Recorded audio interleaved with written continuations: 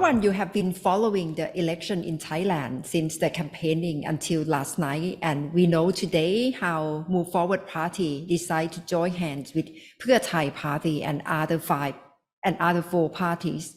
What's your take that after election things have moved quite fast? What's your take?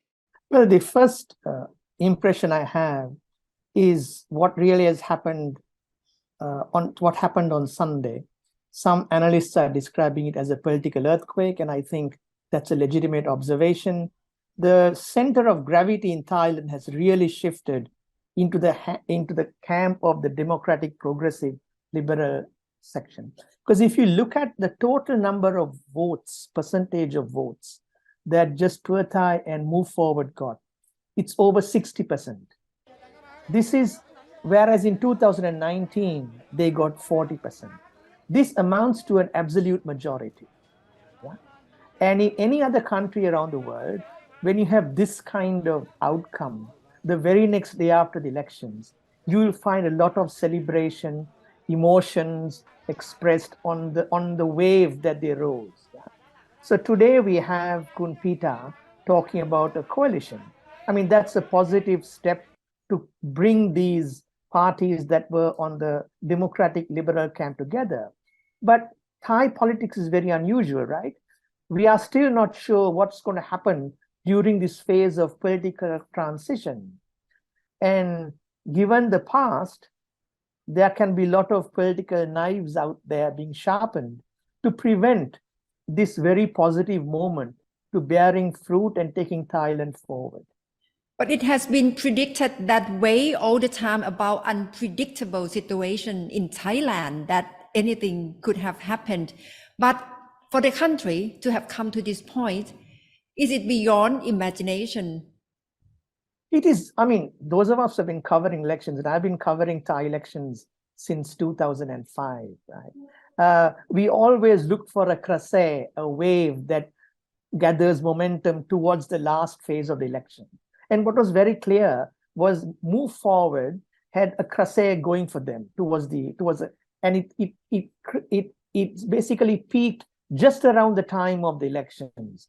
But still, nobody imagined, even those of us who have been covering elections, ever imagined that a party that was formed at the last elections would emerge victorious purely on a platform driven by policy, professionalism, and programs that were meant to deliver, and not the old school patronage politics of the past. So this is an awakening moment for Thai politics, something Thais have to be very proud of. Marwaan, you have been quite familiar with Thailand. You have been following Thai politics for quite a while, probably more than 10 years. What's the risk that could have taken place after this, as far as you can see? Well, see, Thai politics based on the 2017 constitution is very anti-majoritarian. If you really look at the constitution, it's like the Ahmad who drafted the constitution after the coup fear democracy and fear popular sentiment. So they have built all these traps and almost shackles to prevent the voice of the people really being achieved and really for creating their own government. So what we're going to see now is sort of a black hole in Thai politics, whether the people's will be recognized and Kunpita leads a coalition to form a new government, or they will be subject to a lot of threats that have been inbuilt to prevent democracy prevailing. And from international perspective, regarding policy of Move Forward Party, it's about 112, Article 112, Least Majesty Law. And last night, Kunpita also said that he would keep his promise. He would push the reform in the parliament. As far as you can see how the situation will evolve from this, if this issue will be moved forward by the party. So one thing that I realize about Thai politics in Thailand unfolds three dimensions. The first dimension is the politics of theater, the politics of fanfare, and what you see on the street leading up to the elections. That is what has happened. The next phase of politics is the politics of backroom deals and networking. Yeah. And of course, the final phase of Thai politics is a subject you and I can't talk about, right? It's a realm of the unspeakable. Now, Kunpita and Move Forward want to bring the unspeakable into the open. And how they handle that, because it's a political sensitive subject, requires a lot of maturity, because on the one hand, yes, they've promised their constituency that they want to address this issue, but they're dealing with a country, they're going to deal with a lot of objections. I mean, I can't see, for instance, the 250 senators, which essentially is a proxy military party, are just going to stand aside and support this venture. So we very well see the Senate objecting to this move by Move Forward, and they may have to negotiate this very sensitive transition and also dealing with a very politically sensitive issue.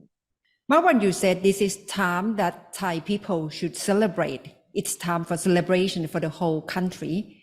And if you look at Thailand from regional perspective, what's the position of Thailand at this very juncture?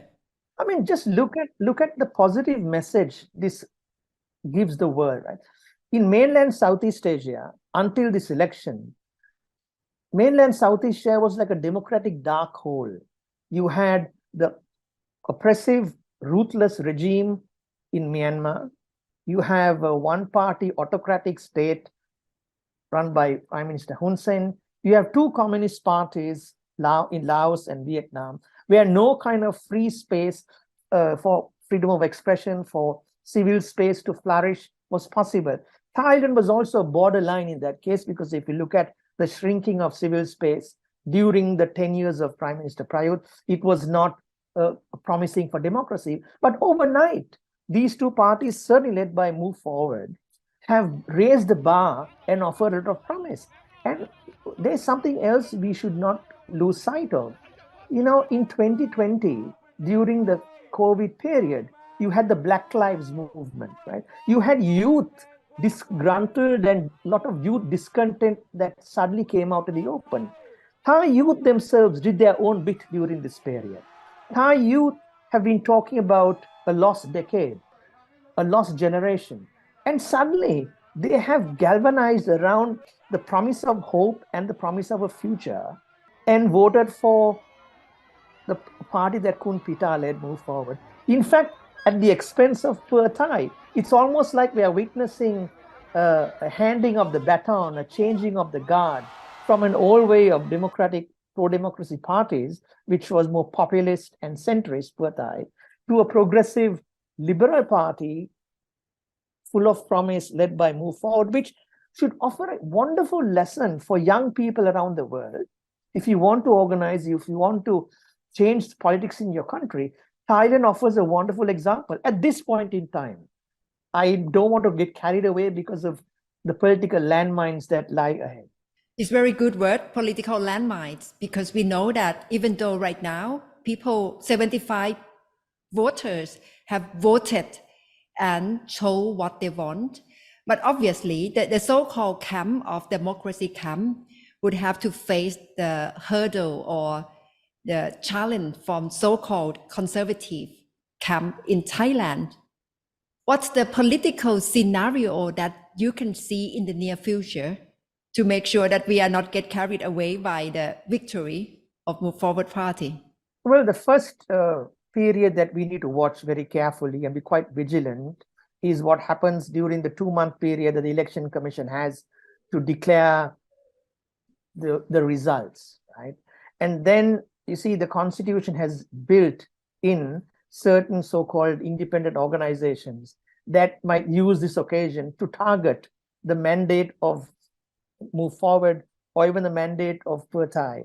So if that happens, I fear that it could precipitate a political crisis, because Thai politics essentially is a politics of paralysis. It's paralyzed partly because of the fault lines and the polarization of the country's politics since 2020. Now, here's an occasion where the country, in fact, from the conservative military royalist faction, could demonstrate some maturity and accept the fact that 60% of the electorate has shifted away from their way of thinking. This is Thailand of the future. But if they continue to be tone deaf and just want to impose the Ahmad style of politics, top down, where sort of deepen the Thailand's identity as a semi-feudal society, ignoring what the electorate has said, then they are creating the road towards a much bigger crisis, which we have seen unfolding every time since the 2006 coup, where when you disenfranchise people, you get an uprising of rage, first the red shirts, and then you had the young Thais of 2020, and who knows what lies ahead. And that's quite worrying. But on the positive note, what do you see as the brighter future for Thailand from now on? Okay, so I think the fact that young people have found their voice is important. If you look at the way in which the votes moved into the Move Forward camp, I think the way they campaigned was quite interesting. They did away with the old Banyai, Nakleng, Godfather campaign, and they went for online campaigning. They were very creative in creating messages. In fact, some very old families in the Bangkok area, for instance, were defeated by young, enthusiastic campaigners who excited the electorate with novel, innovative ways of campaigning. And that opens up a lot of space for people there to bring about change without having to stick to the old model. And that's a very positive development for Thailand's democracy. Thank you very much, Marwan, for joining me. Thank you Thank for you your very much, view. Nattha. We appreciate ขอบคุณ the ค่ะ time today. Thank you.